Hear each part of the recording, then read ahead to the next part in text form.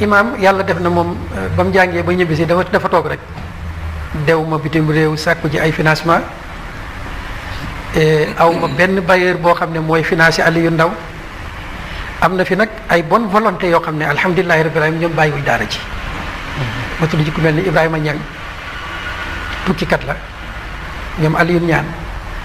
ñoom ñoo njëkk a ñëw ca daara ja tabaxal ma fa lu mat juróom-benni classe tabaxal ma fa jumaa mais Aliou Ndao moom mosta dem di laaj ndimbal ci naar yi mosulam dara mosul dem maa ngi sama mbay mosu topp sama jur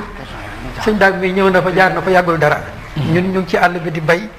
di sàmm di yar sax ganaar ngir lan préserver suñu pas-pas am ay taalibe bitim réew aussi yu fa am ay daara ak yooyu man amu leen ay taalibe bitim réew yu fa am ay daara ak yooyu comme comme ñoo xam ne formé nga leen jóge ci yow ñoom ay daara bitim réew bëri na mënuma leen a lim daara ji mag jama yor ne rek fam ne man na juróom-benni daara loolu nag bokk tax xale yi nga xam ne génne nañ ci daara ji dem samp seen daara mënuma la wax nu mu toll bëri na